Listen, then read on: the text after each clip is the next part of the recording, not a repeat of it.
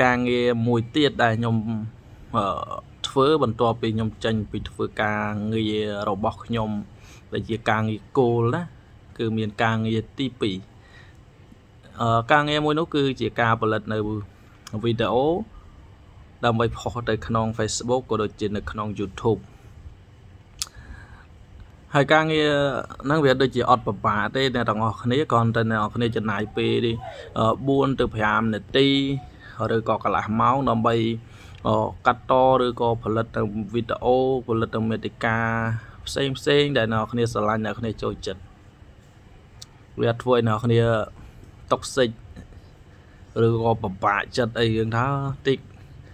ធ្វើអាវីដេអូហ្នឹងវាបបាក់អីផលិតវីដេអូបែបហ្នឹងវាបបាក់អីគឺអត់បបាក់ទេអ្នកគ្នាសម្រាប់អ្នកគ្នាដែលតនេពីការងារអញ្ចឹងអ្នកគ្នាអាចធ្វើវាបានទៅតាមចំណង់ចំណូលចិត្តដែលអ្នកគ្នាបាននឹកចង់ធ្វើឬក៏អ្នកគ្នាឃើញហើយនឹងវិធីសាស្ត្រមួយទៀតដែលខ្ញុំចង់ប្រាប់ទៅអ្នកគ្នាវិធីសាស្ត្រហ្នឹងគឺយើងត្រូវ check ត្រូវពិនិត្យទៅលើ content ណាមួយ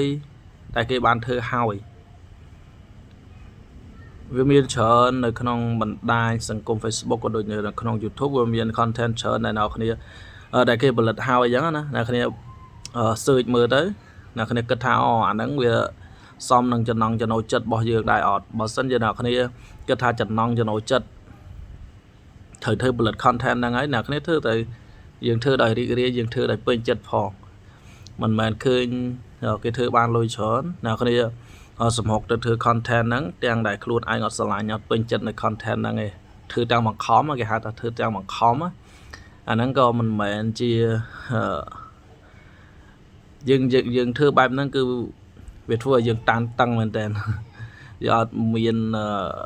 ភាពរីករាយជាមួយនឹងមេតិការបស់យើងណា